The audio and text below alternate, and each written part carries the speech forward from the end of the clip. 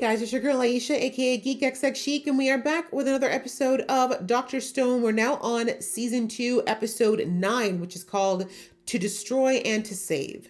So the last episode, we finally had a confrontation after all the buildup, all the preparations that Senku's camp has been doing for this inevitable clash between himself and Tsukasa's camp. Things went really, really well. In the beginning, the siege that they planned on the cave went exactly according to plan. They were able to take it without having any actual casualties, but unfortunately they did not know that Tsukasa discovered the phone and that he automatically knew that there must be something going on. So unfortunately they didn't have enough time to do the second half of the plan, which was to create some gunpowder, and that's how they plan to hold the cave. And basically it's looking like the battle is lost, except for the fact that the Kingdom of Science and the handful of people who are on Tsukasa's camp that change sides, they are all like, no, we're all gonna fight, we're all gonna do what we can to try to not lose this and have Senku taken out this time. Like, they're all willing to lay down their lives at this point. So I'm interested to get into this episode and see what we're gonna do, and we're gonna do that right now. But just before we do, a reminder that if you'd like to be notified of when I do uploads to this show or anything else you might be watching of mine, you can go ahead and hit that subscribe button and that notification bell so you will be in the know. All right, that out of the way, let's get into the episode right now. Spent all this time panicking when you could have been preparing. Is it for nothing? Most people would rather die than live under your whatever it is you've got going on. Oh, can someone please check on my boy? Can anyone please check on Yukio? For sure, like that powder is still useful. Maybe not as potent.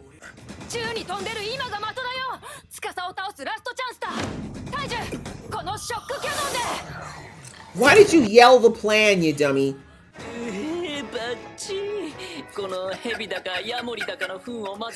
Worry about the grossness later. Yeah, don't try to understand, just follow instructions.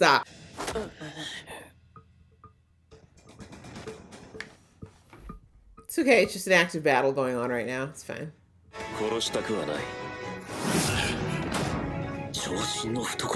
Yes, he did. That's right, focus on me. Little bitch.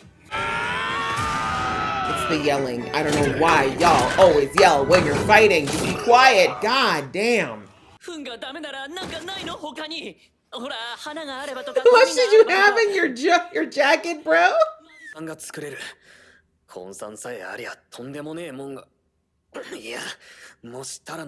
Yeah. Hurry up! Stop talking about why! Just get over there and give him the damn acid, my god! The show's so frustrating with how they waste time sometimes, but I guess they need to build up the suspense. See, people, it's important to stay clean.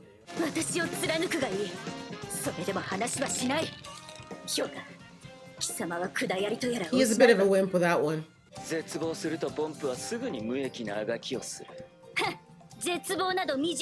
Does she look like she's despairing to you?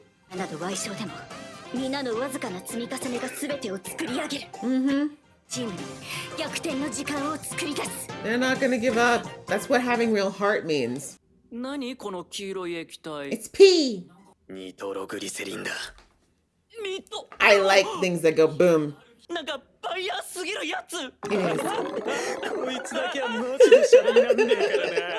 usual, Sync is like, now we're having fun. You know Taiju's strong as shit. What's everyone looking at? Is God here? It's true. The reality is that the smart people have always overtaken the muscle. Like, eventually we find ways to get around the strength. Strength is very useful, make no mistake, but... Enlighten us. Oh. That's a hell of a paper plane!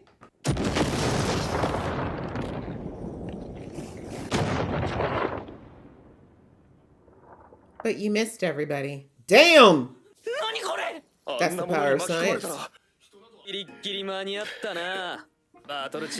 They did, actually. I mean, they weren't winning, but hey, they kept them busy.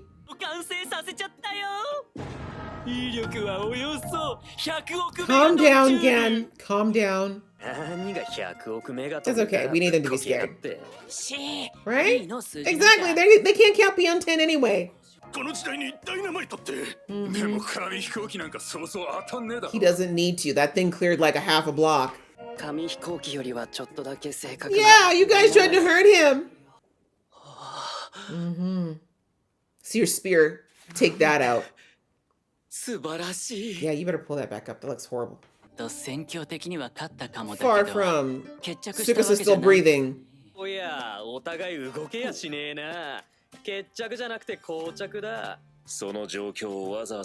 Yes, he did. Yeah,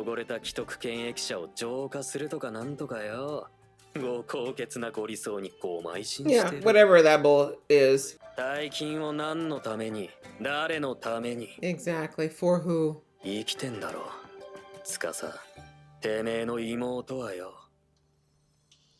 Oh, not Senku getting right to the heart.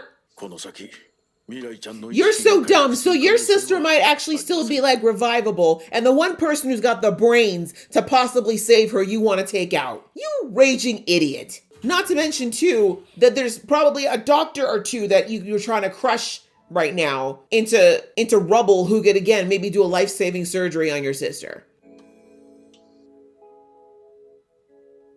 I don't care about Tsukusa's backstory. I'm sorry, he's committed far too much murder for me to care.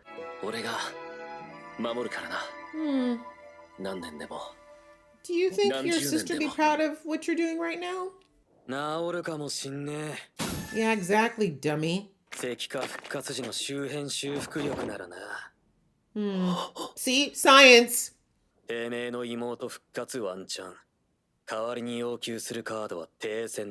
Yeah, can you just try not to hurt us? Have I ever lied to you? Yeah, and has he ever lied to you? Right? Ever. Ever. If anyone's been sassy, it's been you. Thank you. You dumbass. All of this when you could have just asked Senku to help you in the first place? I could throw something. Why are men so dumb? And he wasn't even asking for a lot, right? Senku's not like, oh, though I wouldn't take your hand. I'm gonna backhanded you. You shot me! But yeah, no, it's kind of like, seriously, he didn't even say you have to live our science life. He's just, don't try to hurt us. Can we just not do that? You're the one I don't trust. I don't trust that he's not going to try to turn around and do some slick stuff.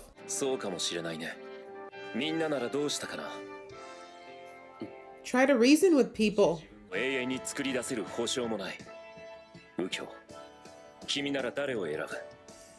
I wouldn't destroy statues. There's a big difference between choosing who to revive versus destroying statues.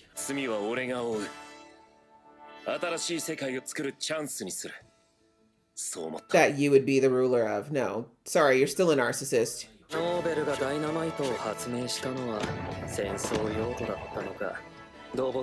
Y'all, you just setting off all these charges like Japan don't get earthquakes every other week.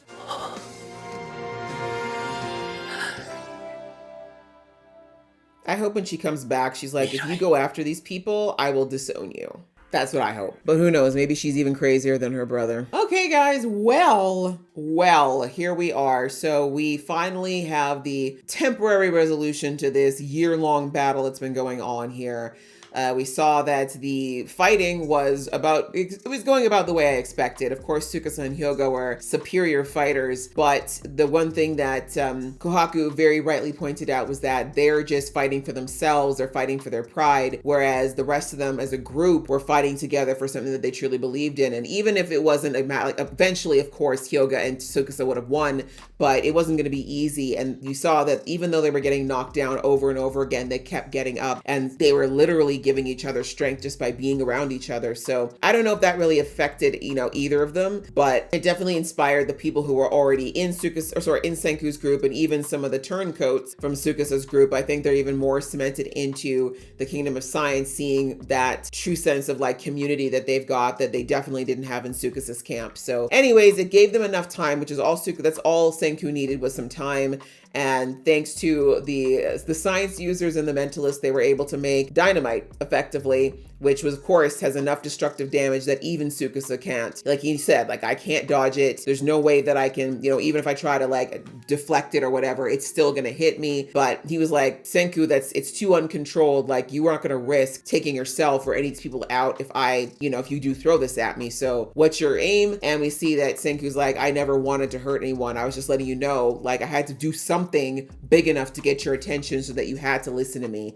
And this was it. So basically, Senku then used the real weapon, which was not even the dynamite, which we see that Hyogo is unsettlingly happy about the dynamite. And again, I don't know if it's about the destructive power or if he's just really starting to understand how much science can do and maybe feeling a little less like against it. But anyway, we see that Senku went in with the real weapon, which was figuring out why Tsukasa does what he does, right? He's like, it doesn't make sense that even before this all started that you have this gorilla-like strength, but you are going and doing anything possible to make money, like a quiz show, which you're a strong person. Why would you go on a quiz show?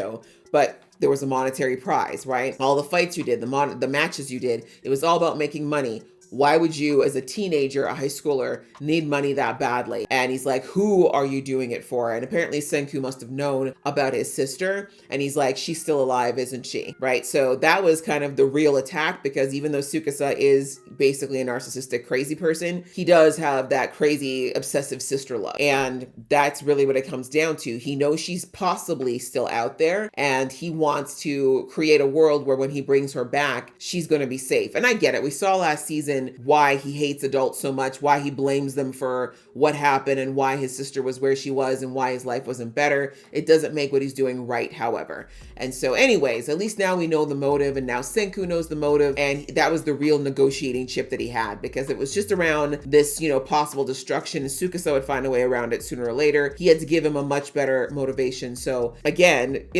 just like I said in the episode, I'm like, the fact that Tsukasa was so dumb that he didn't think that Senku could be the one to help him fix his sister or get her back to better health when he's got the scientific brain, which science and medicine are like this, is just, it shows you that he's not a bright kid. He's smart, but he's not bright, if you know what I'm saying. So anyhow, that was enough of a negotiating chip. And like, we saw him say to Senku, like, oh, how can I trust you? And I'm like, bro, has Senku lied one time? The only thing he wasn't honest about was the fact that he didn't die, and that he knew he wasn't going to die for you trying to kill him. But that was hardly a lie. That was definitely a survival thing. So anyways, like science, he said, Senku's like, I never lie when it comes to science. And so that's when, of course, Tsukasa had to agree, like, Senku has never tried to lie or even pretended to lie when it came to that. So they're at a truce for now. He said, all I want in return is that you leave us alone. You don't attack the Kingdom of Science. You stay on your side of the fence. We'll stay on ours. And I promise I will help. As to the best of my ability, I will help to revive your sister. So they're at a truce, and then we see later on that Senku's people, as well as some of Tsukusa's people, are like, why are you doing what you're doing? Like, you're saying that you're someone who's so soft for your sister.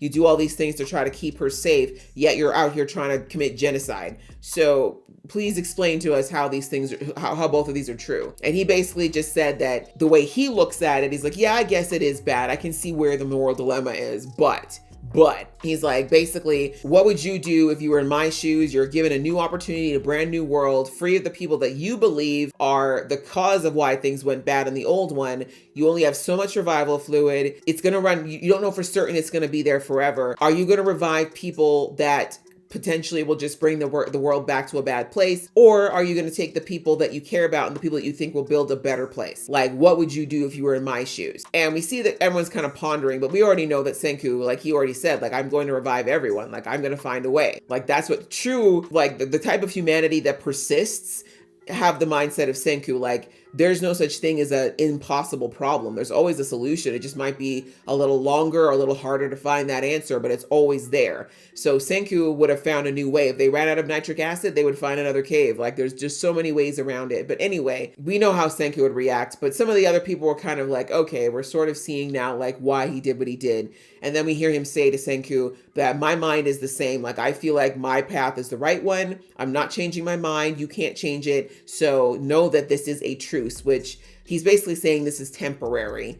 Like, for now, we leave each other alone. I will honor this deal, but at some point our paths are going to cross again, and I'm not going to guarantee that I'm still going to be this civil, right? So Senku's like, all right, fair enough. He's like, I kind of had a feeling, but I'll take it, right? Because that's all science needs, right? Truthfully, all science and progress needs is time. That's the biggest weapon in its favor. So if Tsukasa gives them a few years, that'll be more than enough for Senku and his group and his village to start building more and more means to survive no matter whatever Tsukasa's coming up with. But I think that going forward now, even Tsukasa realizes that he can't go strictly on primitive strength, right? At some point, he knows that science is going to far surpass whatever him and his goons can do. So I do think that even when they go their separate ways, which I feel like they're going to do after this, he's going to find ways to develop weapons of some kind, right? Because he's going to want to defend himself or potentially attack. We don't know yet. We'll have to see. But either way, that's where we're at. We're at a truce. People are making nice for now. And we see that they went and found Tsukasa's sister, and it looks like her statue is still intact. So we're hoping that by reviving her, the healing powers that we've seen for all the other people, like how Senku came back and how, Yuzu's foot got fixed, like all these different things. We realize, people do heal when they're unpetrified. So he's hoping that will be enough to hopefully heal all of what made his sister sick. But if it doesn't, then Senku's like, I can still help you with whatever I know of knowledge or medical knowledge or science. I might be able to find a way to keep your sister alive or at least get her better. So for now, as long as there's a mutually beneficial relationship, I think they'll be okay. But we still have 2 more episodes in this season, so I'm wondering where we're going to go after this. I guess it's all going to depend on how this revival goes with Tsukasa's little sister. And as I said, I would be absolutely gagged with joy if it turns out that she sees what her brother's doing and she basically condemns him. I'd laugh so hard if she came back and was like, I want to join Senku's camp because you're crazy. Because, as much as he might love his little sister, we got to remember his little sister, she hasn't seen that boy in years. She has no idea who he is. I can see her possibly getting much more endeared to Senku and his camp than to her brother, especially because he's so crazy obsessive. But anyway, that's getting a little ahead of ourselves. But for now, good episode. Glad we got things resolved. And what Yukio wanted happened. There were no casualties. It was a bloodless war this time away. Even though I wouldn't really call it a war, it was a bloodless battle for now. So yeah, good episode. I enjoyed it. I hope you guys enjoyed watching along with me. If you did, please show some love, and I will see you in the next one.